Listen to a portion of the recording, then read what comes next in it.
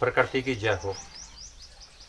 प्रिय सज्जनों, आज हम इस वीडियो के माध्यम से जानेंगे कि हमारे जो नासिका है, इस नासिका से हम सांस लेते हैं, उस सांस का बुखार में प्रयोग करके कैसे लाभ उठाएं। सांस को ही मैं ब्रह्म कहता हूँ और सांस को ही मैं ईश्वर कहता हूँ और श्वास ही हमारी प्राकृतिक प्रक्रिया है। इसलिए ब्रह्मांड में, पूरे समूचे ब्रह्मांड में प्राण वायु ऊर्जा के नाम से जो पवन है वो समाई है। इस पर ही हम सबका जीवन आधारित है। इसलिए इसे प्राकृतिक कहते हैं, क्योंकि इसे न तो कोई मिटा सकता और ना कोई इसे बना सकता। इसलिए इस प्राकृतिक प्रक्रिया से, अर्थात हम हमारी श्वास से बुखार में कैसे लाभ लेंगे, चलिए जानते हैं। आगे बढ़ने से पहले अपने इस चैनल को सब्सक्राइब जरूर करो और घंटी भी बजा दो, जिससे आने वाले सभी वीडियो आपको सबसे पहले मिलें। साथियों, वैसे तो मैं इन सभी बातों पर वीडियो बना चुका हूँ, परंतु कुछ लोगों के कमेंट भी आते हैं। तो चलिए आज उनके कमेंट के ऊपर ही आपके साथ यह बहुत ही अमूल्यवान नुस्खा पेश करते हैं। कुदरत ने हमें सारे सिस्टम हमारे शरीर के अंदर बना करके भेजे हैं, परंतु हम सभी लोग इन आँखों के, इन कानों के, इस मोह के और शरीर के स्पर्श के, इनके इंद्रियों के झूठे सुख पर ही लटक करके रह गए हैं। इसलिए थोड़ा मुझे दुख होता है किस बात का कि इंसान खुद को ना समझकर परंतु कहता है कि मुझे गीता का मेरे मुखारविंद पर पूरा ज्ञान है। अरे भाई, आपने गीता का ज्ञान याद कर लिया, आपने रामायण का ज्ञान याद कर लिया, आपने बाइबल का ज्ञान याद कर लिया, आपने कुरान का ज्ञान याद कर लिया, आपने सारे जगत का ज्ञान याद कर लिया, परंतु आपको लाभ क्या मिला? शून्य मात्र का नहीं। क्योंकि ज्ञान प्राप्त करना अपनी चेष्टा को फैला देना, और जिसकी चेष्टा यानी इच्छा जब फैल गई समूचे ब्रह्मांड में, तो शांति भला कैसे आएगी? कभी नहीं। इसलिए इस बात पर अभिमान ना करें कि मुझे समूचा ज्ञान है, मुझे सबका ज्ञान है। इस बात पर अभिमान ना करें।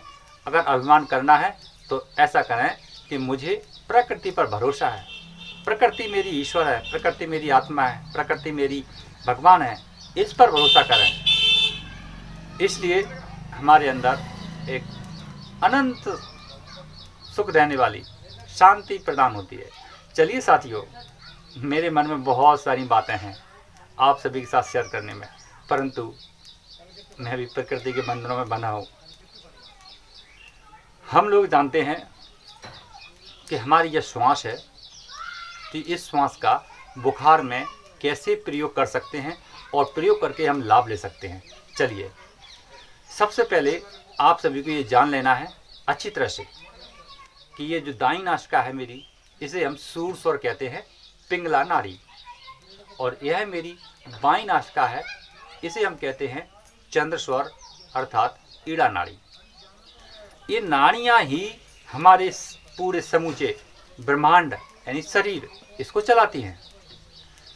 ये नाड़ियाँ ही हमारी गर्मी की और सर्दी की टेम्परेचर को नापती हैं और नाप करके हमारे मस्तिष्क को बताती हैं।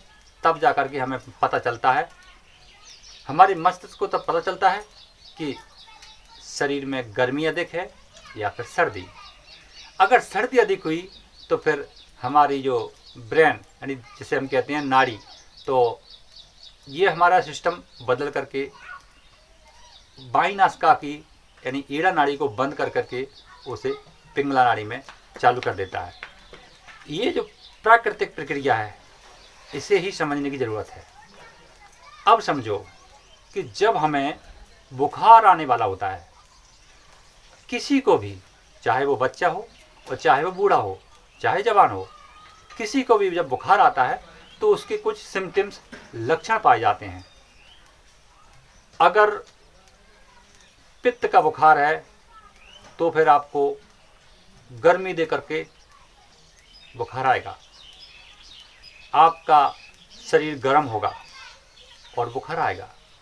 तो जब पित्त का बुखार होगा तो फिर आपको उस समय सूर स्वर चल रहा होगा।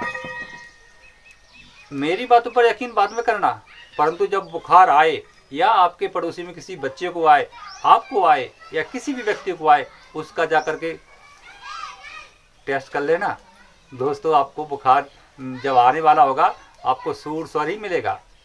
ऐसा टेस्ट करोगे तभी आपको भरोसा होगा, अभी नहीं होगा, पर करना जरूर। जब आपको मालूम चल जाए कि बुखार आने वाला है और उस समय आपको दाईं नासिका अर्थात सूर स्वर चल रहा है, तब आपको क्या करना है कि उस जिस व्यक्ति को बुखार आया है या आने वाला है, शुरुआत हो रही है, तो उस व्यक्ति का दाहिना सुर बंद करके बायां सुर चलाने का प्रयास करना चाहिए। जैसे बदलने के लिए, जैसे हमारा ये हमारा दायां सुर, दाईं नासिका दायां सुर, तो हम ऐसे करके लेट जाएंगे। जब हम ऐसे करके लेट जाएंगे तो इसका अर्थ है कि हमारे पूरे शरीर का वजन इस नाड़ी पर पड़ेगा, प्रभाव पड़ेगा, तो ये नाड़ी हमारी रुक जाएगी और यह जो हमारी बाईं नासिका एड़ा नाड़ी शुरू हो जाएगी। तो जब ये शुरू हो जाएगी तो फिर हमारे शरीर में पहले क्या हो रहा था, गर्मी का प्रभाव बढ़ रहा था और बुखार भी गर्मी से संबंधित है। तो गर्मी को बढ़ाएगी तो हमारे शरीर में निश्चित वेदना, तमाम प्रकार की पीड़ा पैदा होगी। जो इसके लक्षण हैं, उस लक्षण को रोकने के लिए हमें अपनी एड़ा नाड़ी ऐसे लेट करके शुरू करना है।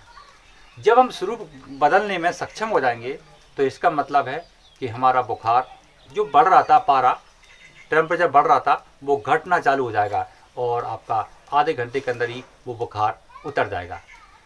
उतरने का अर्थ ये है साथियों, आप पूरी तरह से ठीक नहीं हुए हैं, ये पक्का ध्यान रखना। आपको जो उतर गया है, उस उतरने के दौरान में आप अपने डॉक्टर से संपर्क जरूर करें। डॉक्टर तक आप सुरक्षित पहुंचेंगे, ये चेतना है। अगर आपको किसी थकान की वजह से, कोई गलत चीज़ खाने की वजह से बुखार हुआ है तो फिर ये उतर जाएगा, फिर नहीं आएगा आपको। लेकिन अगर आपके शरीर में कोई कमी आ गई है, उसकी वजह से बुखार आ रहा है, तो फिर ये हमें, जो हमारी नाड़ियाँ हैं, ये हमें मौका देती हैं डॉक्टर तक पहुंचने का। तो आपको 2 घंटे 3 घंटे पश्चात फिर से बुखार आएगा, इसलिए तब तक आप शिफ्ट होकर के वहाँ पहुँच जाएं। ये परख हमारे खुद को होना चाहिए।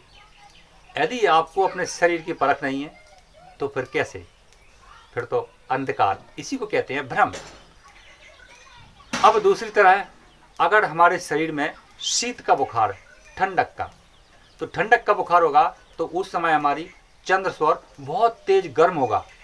वैसे तो अभी हमारा चंद्र चल रहा है तो चंद्र ये ठंडक दे रहा है, लेकिन अगर बुखार होगा तो यही ठंडी वाली हवा एकदम गर्म लू वहीं चलेगी, लपट के जैसी, जैसे गर्मियों में लपट चलती है ना, इसके जैसी गर्म चलेगी। जब आपको ऐसा लगे कि गर्म चंद्र स्वर में हमें बुखार आ रहा है और हमारा चंद्र चल रहा है और गर्म हवा चल रही है, इसका मतलब आपको ठंड का बुखार है। तो ठंड का बुखार रोकने के लिए आपको क्या करना है, वही प्रक्रिया कि आपको ऐसे लेटना है और चंद्र स्वर को रोक करके दाहिना स्वर चालू करना है। इससे क्या होगा कि थोड़ी देर के लिए आपको बुखार रुक जाएगा। परंतु ये चीज़ जो ठंड का, शीत का बुखार है, इसको डॉक्टर के साथ संपर्क करके इसको ख़त्म करना है। ये ऑटोमेटिकली नहीं होगा। इसमें क्या होता है कि ये निश्चित हमारे कफ सिस्टम खराब होने की वजह से ही होता है, ये बाहरी तापमान से नहीं होता है। गर्मी का बुखार बाहरी तापमान से होता है, थकापन की वजह से होता है, हम कुछ गलत खा लेते हैं उसकी वजह से होता है। लेकिन ठंड का बुखार बाहरी तापमान से नहीं, अंदर के बैलेंस खराब होने से होता है। इसलिए इसमें अपने डॉक्टर की सलाह लेना बहुत ही ज़रूरी हो जाता है। साथियों, अभी आपने अपनी दाईं नाड़ी सूर स्वर और बाईं नाड़ी चंद्र स्वर, इन दोनों के बुखार में कैसे लाभ लें, इस जानकारी को प्राप्त किया। साथियों, आपको यह जानकारी यदि उत्तम लगती है तो फिर आप वीडियो को लाइक करके शेयर ज़रूर करो।